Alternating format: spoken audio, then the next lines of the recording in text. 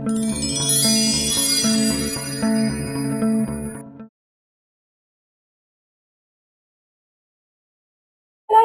তার লম্বা চুলটা জলের মধ্যে ফেলে দেয়।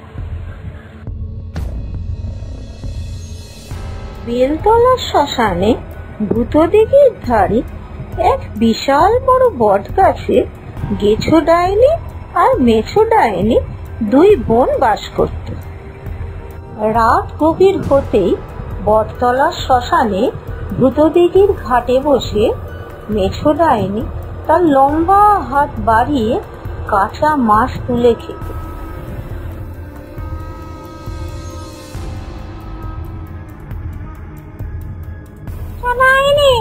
খুব খারাপ হচ্ছে কিন্তু, তুই আমার মাছ ফিরিয়ে দে বলছি।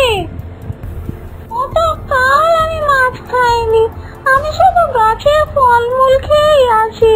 তুই তো মেছো পেটনি, তুই যখন পারবি তখনই তো মাছ ধরে খেতে পারবি। আমি যদি তোর ভাগের একটা মাছ খাই তো কি হয়েছে, তোর কি কমে যাবে নাকি?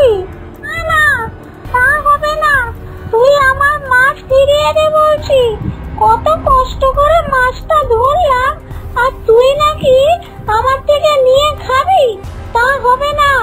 মনে নেই ছোটবেলায় আমাদের দুই বোনকে বাবা দুরকম ভাবে শিক্ষা দিয়েছে, তোকে মাছ ধরার আর আমাকে গাছে থাকার। এখন তুই সব ভুলে গেলি? হ্যাঁ, আমি ওইসব কথা কিছুতেই মনে রাখতে চাই না।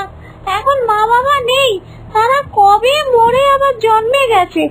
এখন আমি মাছ খাবো আর তুই গাছের ফলমূল খাবি বলে মেছো ডাইনি গেছো ডাইনির হাত থেকে মাছটা কেড়ে নিল।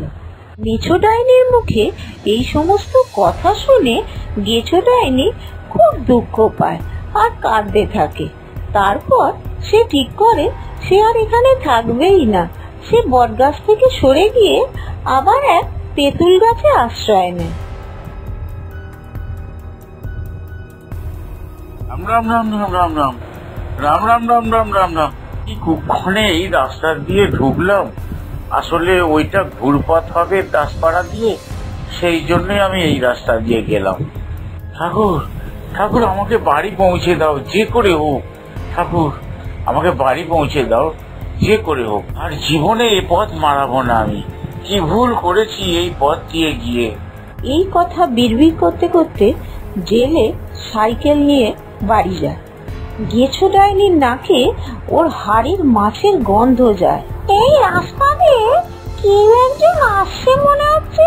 হ্যাঁ ঠিকই তো তাই, ওই তো একটা লোক আসছে সাইকেল নিয়ে। হ্যাঁ, এ তো কি সুন্দর মাছের গন্ধ, নিশ্চয় ওর হাড়ির মধ্যে মাছ আছে। যাই গিয়ে ওর সাইকেলটা টেনে ধরি। গেছো ডাইনি গাছ থেকে লাফিয়ে জেলে সাইকেলটা ধরে, আর সাইকেলটা ধরে আমি কিন্তু খুব জোরেই সাইকেল চালাচ্ছি, তা সত্ত্বেও সামনের দিকে যাচ্ছে না। মনে হচ্ছে যেন পেছন থেকে আমার সাইকেলটা কে যেন টেনে ধরছে। সাইকেল আর আমার সামনের দিকে এগোচ্ছে না। একেবারে জেলের বাড়ি পর্যন্ত চলে আসে। এই তো সুযোগ পেয়েছে, এই সময় রান্নাঘরে কেউ নেই। যাই রান্নাঘরে গিয়ে মাছগুলো খেয়ে আসি।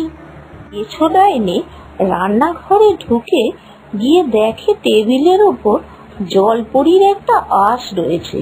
ওই আঁশটা গেছো ডাইনি তার চুলে স্পর্শ করে নেয়, করিয়ে চলে যায়।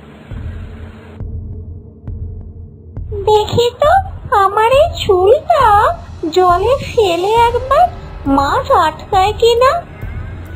ডাইনি তার লম্বা চুলটা জলের মধ্যে ফেলে দেয়। হ্যাঁ, এই তো আমার চুলটা ভেতর থেকে টান মারছে, মনে হচ্ছে যেন অনেক মাছ আটকেছে। দেখি আস্তে আস্তে চুলটা উপরে তুলি তো। আমার মাছ খেতে ইচ্ছা হলে আমি নিজেই নদীতে চুল ফেলে আমি মাছ ধরতে পারবো। পরদিন সকালবেলা প্রচন্ড ঝড় বৃষ্টি হয়, একেবারে বন্যা হয়ে যায়, সব বাড়ি ঘর ভেসে যায়। কেঁচো ডাইনি গাছে বসে দেখে তার দিদি জলে ভেসে যাচ্ছে, বাঁচাও বাঁচাও বলে চিৎকার করছে। ওই তো জলের মধ্যে মনে হচ্ছে আমার দিদি, দিদি যেন বাঁচাও বাঁচাও বলে চিৎকার করছে। দেখি দিদিকে গিয়ে উদ্ধার করি, না হলে দিদি জলে ভেসেই যাবে। তখন কেঁচো ডাইনি গিয়ে জল থেকে দিদিকে উদ্ধার করে। আর দিদি, শোন, আমি তোর সঙ্গে অনেক অন্যায় করেছি, তোর হাত থেকে মাছ কেড়ে খেয়ে নিয়েছি, তোকে খেতে পর্যন্ত দিইনি, আজকে তুই আমার প্রাণ বাঁচালি। ঠিক আছে, এবার থেকে আমরা দুজনে একসঙ্গে থাকবো, আর কখনো ছাড়াছাড়ি হব না। হ্যাঁ।